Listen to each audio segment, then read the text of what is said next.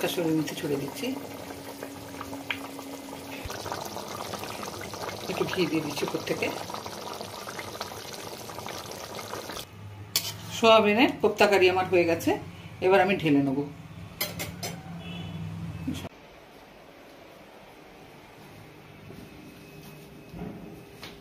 আজ আমি বানাবো সয়াবিনের কোপ্তা কারি।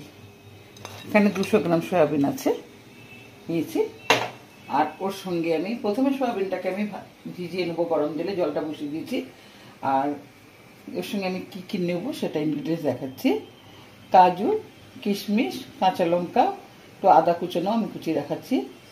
আর সয়াবিনের পকোড়া যেটা বানাবো তার জন্য নিয়েছি একটু বেসন, কুচানো পেঁয়াজ।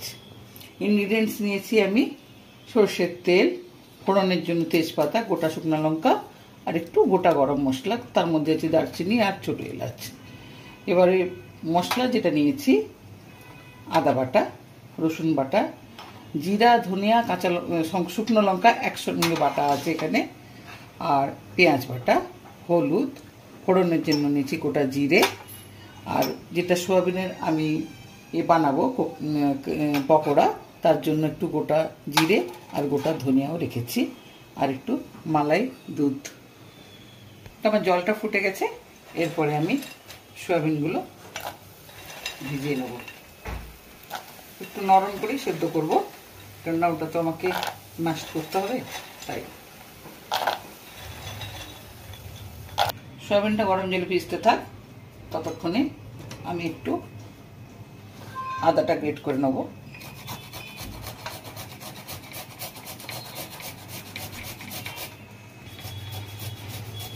লঙ্কাগুলো একটু ছোট ছোট করে কেটে নেব।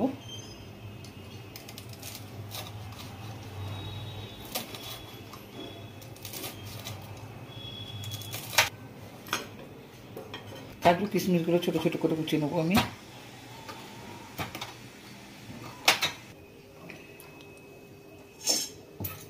সয়াবিনগুলো আমার সিদ্ধ হয়ে গেছে, এরপর আমি ঢেলে নিচ্ছি।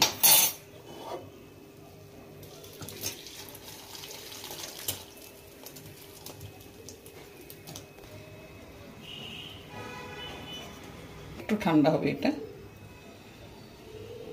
ঠান্ডা হয়ে গেছে। জলগুলো একবারে নিংড়ে নিচ্ছি শুকনো শুকনো করে, জলগুলো থাকলে ভালো লাগবে না।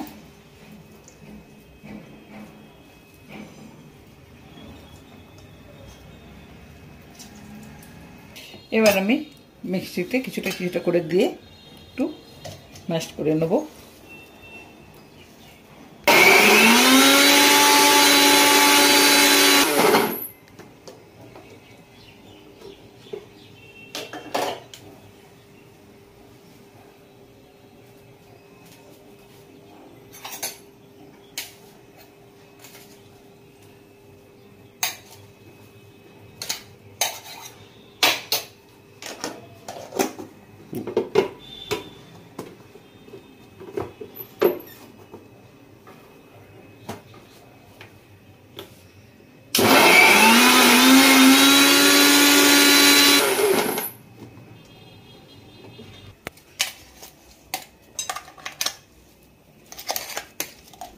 সয়াবিনগুলো আমি সেদ্ধ সয়াবিনগুলো সব আমি মিক্সিতে পেস্ট করে নিয়েছি, তো আমি ম্যাশ করে নিয়েছি। এরপরে আমি এক এক করে সব মেশাবো।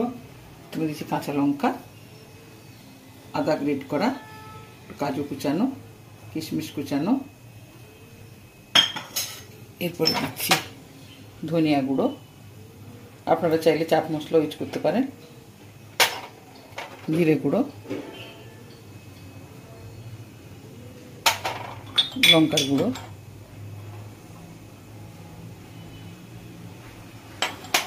লবণ,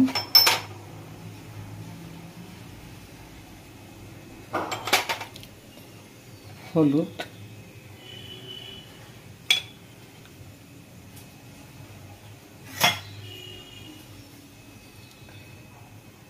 দু তিন চামচ বেসন, জাস্ট আঠালোর জন্য দেবো, নাহলে ফুলে যাবে এটা। বেশি বেসন দিলে আবার বেসনের গন্ধ ছাড়বে। এরপরে আমি এগুলোকে একসঙ্গে মাখিয়ে নেব। একটা কথা, এখানে আপনারা ধনেপাতাও ইউজ করতে পারেন।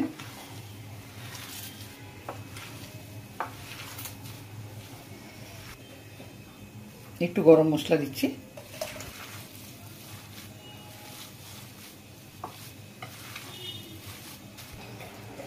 আমি একটু প্রথমে হাতে তেল দিয়ে দিচ্ছি, এইখানে বানাই।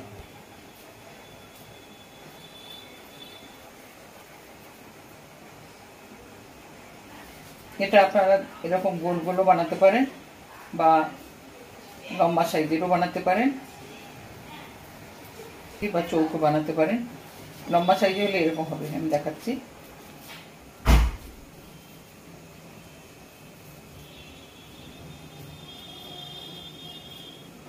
তো আমি এরকম বানাচ্ছি না, আমি গোল গোল বানাচ্ছি।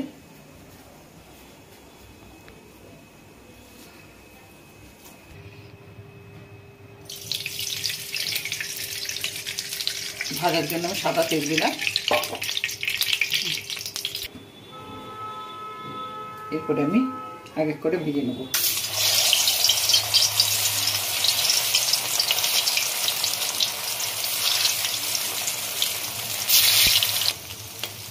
আমি এক পিঠ একটু উল্টে নিচ্ছি, এইভাবে ব্রাউন করে। ছোট চামচ দিয়ে উল্টাচ্ছি, বড় চামচ দিলে ভেঙে যাওয়ার সম্ভাবনা থাকবে।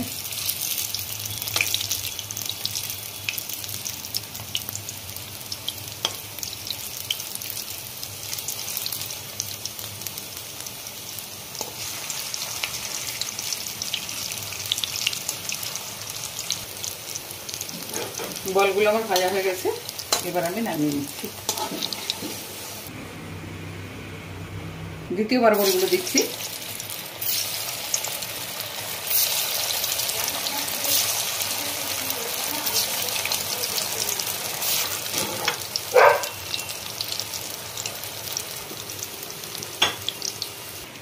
এই বলগুলো আজকে তো আমি এটাতে কারি বানাবো, কোপ্তা কারি, কিন্তু এটা আপনারা সন্ধ্যেবেলা চায়ের সঙ্গে স্ন্যাক্স হিসাবে ইউজ করতে পারেন।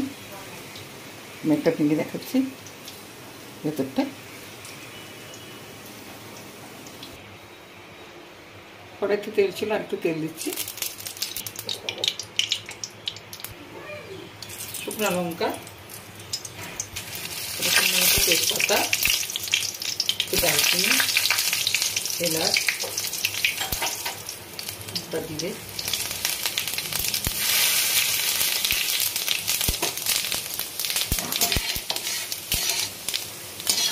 হলুদ দেবো, টমেটো দেবো।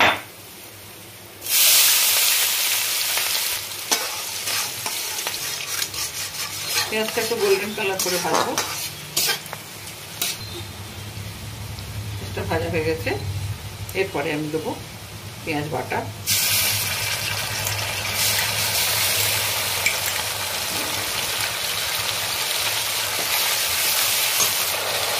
রসুন বাটা,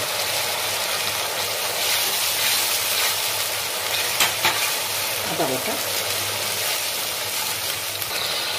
পরিমাণ মতো আমি তারপর থেকে যতটা হলুদ দিয়েছি ততটা দেবো। এবারে দিচ্ছি ধনিয়া, জিরা আর লঙ্কা বাটা।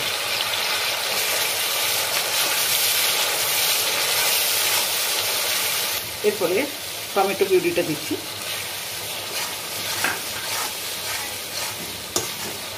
সঙ্গে দেবো নুন,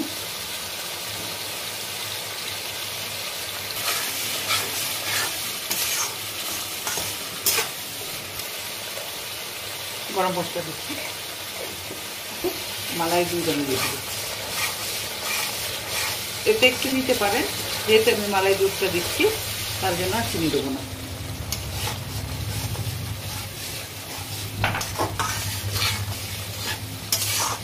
আমার গ্রেভিটা হয়ে গেছে, এরপরে আমি একটু জল অ্যাড করব। এবার একটু ঢাকা দেবো। সয়া বলগুলো দিয়ে দেবো।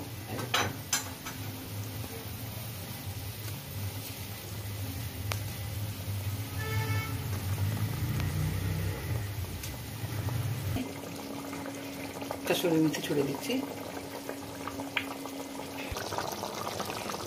একটু ঘি দিয়ে দিচ্ছি উপর থেকে। সোয়াবিনের কোপ্তা কারি আমার হয়ে গেছে, এবার আমি ঢেলে নেব। আজকে আমার রেসিপি ছিল সোয়াবিনের কোপ্তা কারি। তো আমি তো পুরোটা আপনাদের সামনে তুলে ধরলাম কিভাবে বানালাম। আশা করি আপনাদের ভালো লেগেছে।